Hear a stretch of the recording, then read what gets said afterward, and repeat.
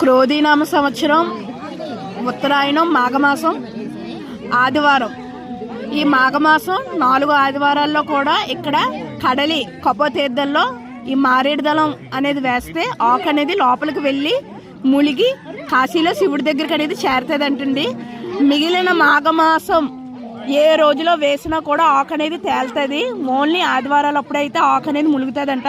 ఒకసారి అందరూ కూడా చూడండి. చూసారా?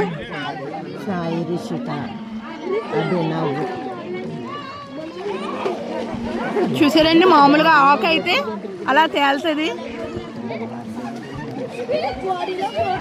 ఎలా మునిగిపోతుందో చూసారా?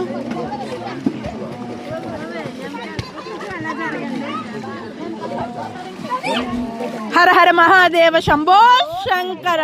ఓం నమ శివాయ. ఓం. దేవుడి మహత్యం అంటే ఇదేనండి.